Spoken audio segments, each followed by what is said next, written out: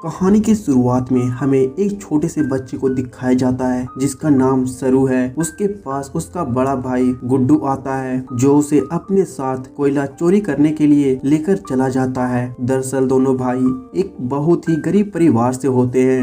ये कोयले को चोरी करके एक हलवाई की दुकान में ले जाकर बेच देते हैं। दोनों उस कोयले के बदले में हलवाई से पैसे ना लेकर उससे दूध लेते हैं। सरू अपने भाई से जलेबी लेने के लिए कहता है पर गुड्डू उसे अगली बार जलेबी लेने की बात करता है, जिस पर सरू अपने भाई से कहता है कि अगली बार हम पूरी दुकान को ही खरीद लेंगे। अब दोनों अपने घर चले आते हैं। रात में उनकी माँ उस दूध के बारे में पूछती है जिस पर वे कोई भी जवाब नहीं देते। सरू की एक छोटी सी बहन भी होती है। अगले दिन गुड्डू जब काम पर जाने लगता है तो सरू भी उसके साथ चलने का जिद करने लगता है, लेकिन गुड्डू उसे अपने साथ ले जाने से मना कर देता है। वो उसे समझाने लगता है कि तुम मेरे साथ उन भारी बोरियों को नहीं उठा पाओगे, जिस पर सरू उस जगह पर रखी हुई एक कुर्सी को अपने सिर के ऊपर उठा लेता है और अपने भाई से कहता है मैं बोरियां भी उठा सकता हूँ। ज्यादा जिद करने पर गुड्डू उसे अपने साथ लेकर जाने लगा।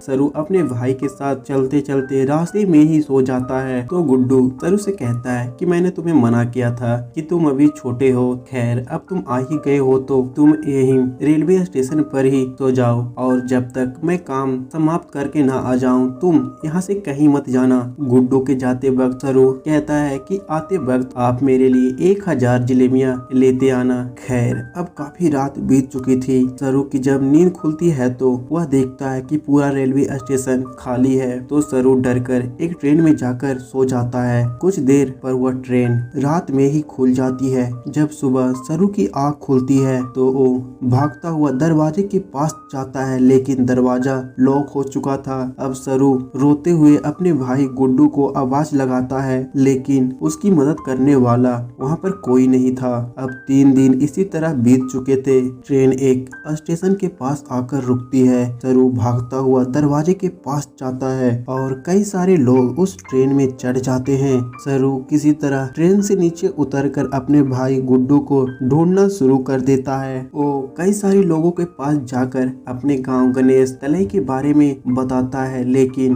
उसकी भाषा हिंदी होने के कारण कोई भी उसकी भाषा को नहीं समझ पा रहा था। दरअसल सरू अपने गांव गणेश तले से 1600 किलोमीटर दूर कोलकाता पहुंच चुका था और कोलकाता के लोग बंगला बोलते हैं। इसी वजह से सरू की बात कोई समझ नहीं पा रहा था। अब सरू थक हार कर वहीं बैठ जाता है। उसके पास ही कुछ बच्चे सोए हुए थे, वो भी उनके पास जाकर सो जाता है। इतने में ही अचानक से कुछ लोग आकर उन बच्चों को पकड़कर अपने साथ लेकर जाने लगते हैं, लेकिन सरू अपनी जान उनसे बचाकर वहां से भाग जाता है। अब सरू थक चुका था, उसे काफी तेज भूख भी लगी हुई थी। वो भागता हुआ एक मंदिर के पास जाता है। वो मंदिर में चढ़ाए गए फल को खाकर उस दिन अपना पेट भरता है। अगली सुबह उसे एक औरत मिलती है और वह सरू से झूठ बोलती है कि वो उसे उसके घर उसकी अम्मी के पास पहुंचा देगी। सरू भी उसकी बातों को मान लेता है और उसके साथ उसका घर चला जाता है। दरअसल उस औरत का नाम नूर था। नूर उसे कहती है कि कल तुमसे मिलने के लिए एक आदमी राम आने वाला है, वो तुम्हें तुम्हारी अम्मी के पास पहुंचा देगा। जब वो आदमी आता है तो सरू उसे देखकर समझ जाता है कि वो आदमी एक गलत आदमी है। सरू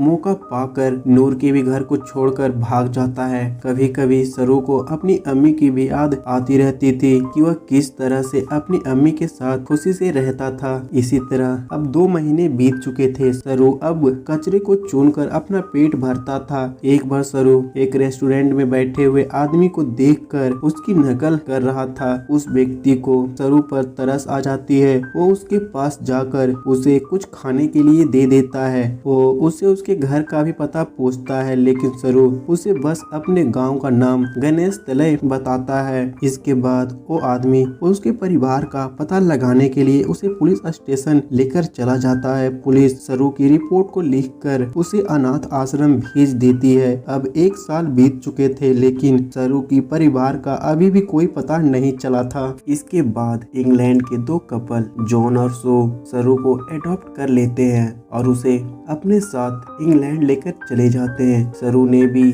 अब उन्हें ही अपना माता पिता मान मान लिया था। इसी तरह कुछ दिनों के बाद जॉन और सू एक दूसरे बच्चे को भी एडॉप्ट करते हैं, लेकिन उस बच्चे की दिमागी हालत कुछ ठीक नहीं थी, जिससे सू हमेशा परेशान रहती थी। सरू अपनी मॉम को रोता देख उनके पास जाता है और उनकी आंखों से गिर रही आंसुओं को अपनी छोटी छोटी हाथों से साफ करने लगता है, जिसे देखकर सू उसे हक कर लेती है। इसी तरह अब 20 साल बीत जाते हैं। सरू अब बड़ा हो जाता है। सरू की मॉम सरू को बहुत ज्यादा प्यार करती थी। सरू अब होटल मैनेजमेंट की पढ़ाई के लिए मेलबोर्न चला जाता है। सरू जाने से पहले अपने बड़े भाई से मिलकर जाता है। वो अपने क्लास में जब होता है तो सभी अपने अपने गोल के बारे में बता रहे थे, तो सरू भी बताता है कि मैं पढ़ाई खत्म करने के बाद होटल खोलना चाहता हूँ। वो उन सबको यह भी बताता है कि मैं इंडिया के कोलकाता शहर से हूँ। अगले दिन सरू के दोस्त एक पार्टी रखते हैं।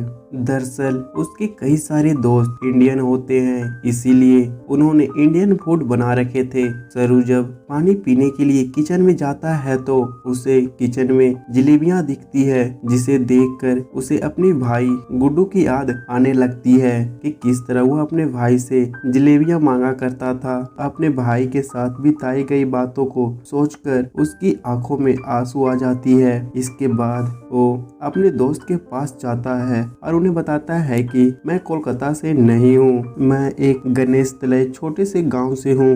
बचपन में मैं एक ट्रेन में सो गया था और जब मेरी नींद खुली तो मैंने खुद को कोलकाता शहर में पाया, लेकिन मेरा गांव गणेश तले इंडिया में कहाँ है यह मुझे पता नहीं है। उसके दोस्त उसे कहते हैं कि तुम कितने दिनों तक ट्रेन में थे। सरू उन्हें बताता है कि लगभग 2 से 3 दिनों तक। तो वे लोग कहते हैं अगर हम टाइम और ट्रेन की स्पीड को कैलकुलेट करेंगे तो शायद हमें पता चल जाएगा कि तुम्हारा गांव किस राज्य में है। अब काफी लेट हो चुका था। सरू भी उनसे यह सब बातें करने से मना कर देता है। इसके बाद सरू अपने घर के लिए निकल जाता है। इसी दौरान क्लास में ही सरू की एक लड़की गर्लफ्रेंड बन जाती है, जिसका नाम लूसी होता है। वह भी उसके साथ ही चल रही होती है। उस दिन काफी देर हो चुका था। सरू लूसी के ही घर में रुक जाता है, लेकिन रात में दोनों फिजिकली क्लोज आ जाते हैं। सरू को अभी भी अपने भाई की विजन आ रही थी, तो वो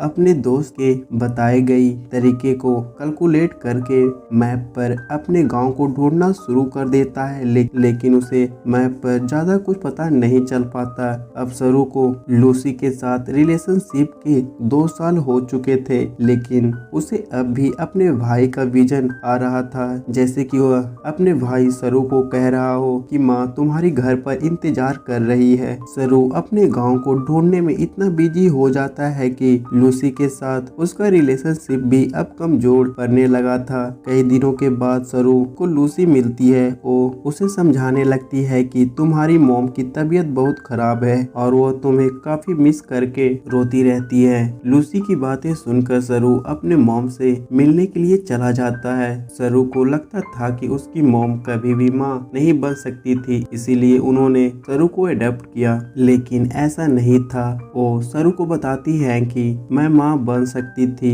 लेकिन मैंने और तुम्हारे फादर ने डिसाइड किया कि हम किसी अनाथ बच्चे को अडॉप्ट करेंगे और उसे एक अच्छी जिंदगी देंगे। यह सुनकर सरू अपनी मॉम को हक कर लेता है और उनसे कहने लगता है कि मैं आपका ही बेटा हूँ, मैं आपको कहीं भी छोड़कर नहीं जाऊंगा। साथ ही साथ वो अपनी उस माँ को भी ढूंढ रहा था जिसने उसे जन्म दिया है। इसी तरह कई दिनों के बाद उसे अपने गांव का पता चल जाता है। दरअसल उसका गांव मध्य प्रदेश के खांडवा डिस्ट्रिक्ट में है। वो सबसे पहले इसके बारे में अपने मॉम और लूसी को बताता है और अगली सुबह अपने मॉम डैड से इजाजत लेकर अपने गांव गणेश तले के लिए निकल जाता है। जब वह गांव पहुंचता है तो अपने घर के पास जाता है, लेकिन अब वह घर टूट टूट चुका था, उसमें कोई नहीं रह रहा था और उसकी माँ भी उस जगह पर नहीं होती। तभी अपनी माँ के बारे में गांव वालों से पूछने लगता है, लेकिन गांव वालों को इंग्लिश समझ में नहीं आ रही थी। थोड़ी देर बाद एक आदमी उसके पास आता है।